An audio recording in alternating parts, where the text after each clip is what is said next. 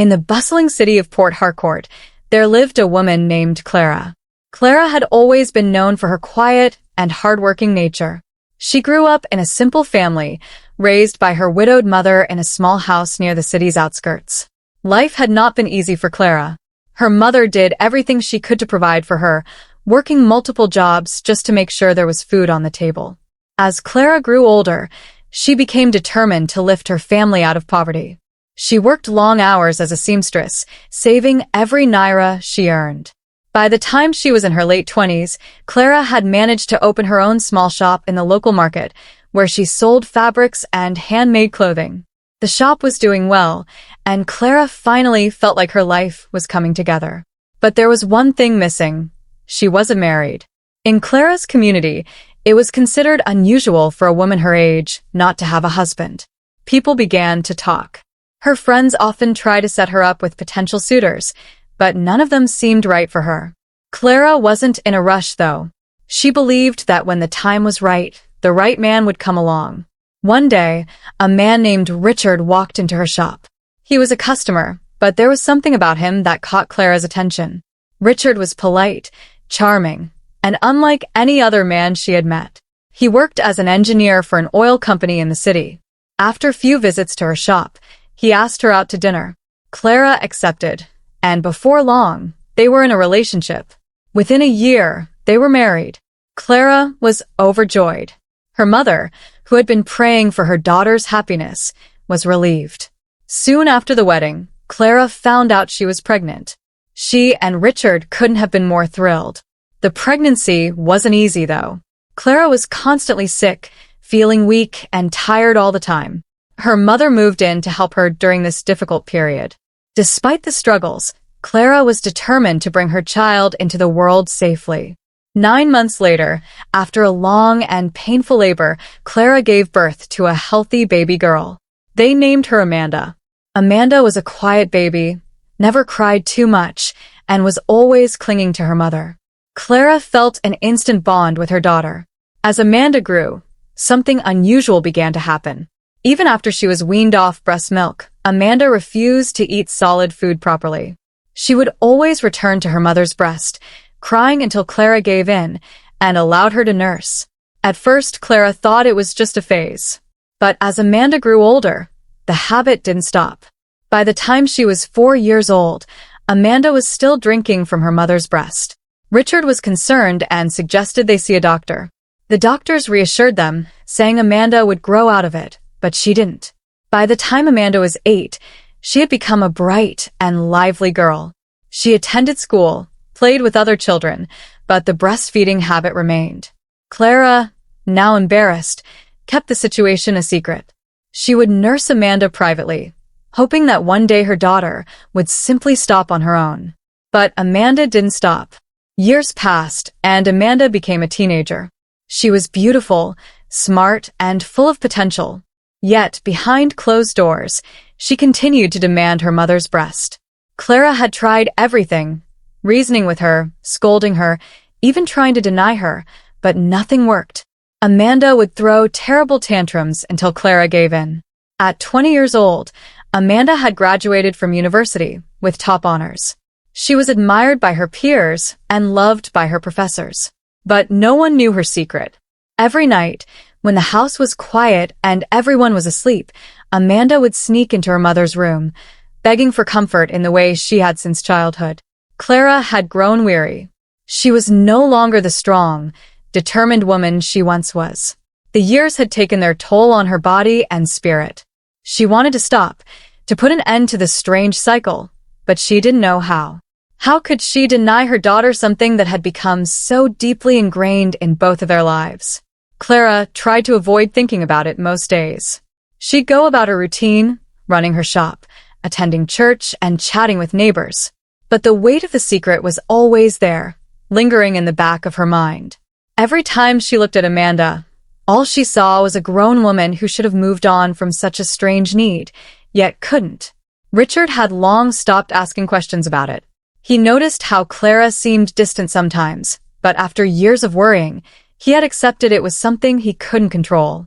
Their marriage, once so full of joy and love, had turned into a quiet partnership. They barely spoke about Amanda's habit anymore, as if ignoring it would make it disappear. One afternoon, while Clara was at her shop, a regular customer named Linda stopped by. Linda was one of Clara's closest friends, though she knew nothing about the struggle Clara faced at home. As they chatted about their children, Linda mentioned something that caught Clara off guard. "You know," Linda said, "I've heard of strange habits that children sometimes carry into adulthood. There was a woman in my village who never stopped sucking her thumb, even as a grown woman. People said it was a sign of something deeper, maybe something spiritual." Clara froze. Spiritual? She had never thought of Amanda's situation like that. In her mind, it was just an embarrassing habit, something that would eventually fade. But Linda's words stayed with her long after she left. That night, after Amanda had come to her room and left, Clara lay awake, staring at the ceiling. Was there something deeper going on? Was this more than just a habit? The next morning, Clara decided to visit her pastor. She needed guidance, someone to talk to who could offer more than just medical advice. When she arrived at the church, the pastor welcomed her with a warm smile, but as she explained Amanda's situation, his expression turned serious. "Clara," he said softly, "this isn't just about Amanda's need for comfort. There may be something holding her back spiritually, something that needs to be broken. Have you ever considered praying over this matter, asking for divine intervention?" Clara nodded. She had prayed, of course, but maybe not with the intensity this required. The pastor suggested they hold a special prayer session at the church, a time for Clara to bring her concerns before God and ask for his help. The next Sunday, Clara attended the prayer session, her heart heavy with worry, but also with hope. The church elders gathered around her, laying hands on her and praying fervently. Clara prayed, too, asking for strength, asking for Amanda to be freed from whatever invisible chains held her back. That night, Clara felt lighter, as if a burden had been lifted. But when Amanda came into her room, the old dread returned. As usual, Amanda begged to be nursed, and Clara, despite her prayers, couldn't refuse. As she held her daughter, she realized something. Amanda didn't just need comfort. She was scared, clinging to a bond that had gone beyond what was normal, maybe because she didn't know how to let go. The following days, Clara spoke to Amanda more openly. She asked her why she still wanted to nurse, what she felt when she did it. Amanda, now an adult, struggled to explain. She said she didn't know why, only that it made her feel safe, like she was still a little girl, protected from the world. "Maybe I'm not ready to grow up," Amanda whispered one night. "Maybe I'm scared of what will happen if I do." Clara realized then that the problem wasn't just physical or spiritual, it was emotional. Amanda, for all her intelligence and beauty, had never learned to cope with the real world. Clara had always been her safety net, her constant source of comfort, and now it was time to break that bond. Over the next few months, Clara worked with Amanda, gently but firmly helping her build her independence. Amanda began to see a therapist, someone who helped her understand why she clung to her mother so fiercely. Slowly, Amanda began to change. She still struggled at times, but the nightly visits stopped. It wasn't easy for either of them. Clara missed the closeness, even if it had been unhealthy. But she knew it was time for Amanda to stand on her own 2 feet. Amanda, too, found it difficult at first, but with each passing day, she grew stronger, more confident in herself. By the time Amanda turned 21, the strange chapter in their lives had come to a close.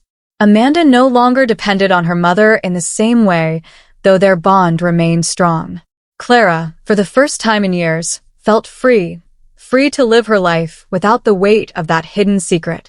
As for Amanda, she began to flourish in ways no one had expected. She started her own business, became a mentor to young girls, and slowly, the need for her mother's breast became a distant memory. The story of Clara and Amanda teaches us about the dangers of holding on to things we've outgrown. Amanda's dependence on her mother's breast was more than just a habit. It was a way for her to avoid facing the challenges of growing up. Clara, out of love, allowed the behavior to continue for far too long, even when it became unhealthy for both of them. This story reminds us that love sometimes means helping the people we care about stand on their own, even when it's difficult. True growth comes when we face our fears and take steps toward independence. Thank you for watching. We hope you enjoyed this story of Clara and Amanda. If you did, don't forget to subscribe to our channel, like this video, and share it with your friends.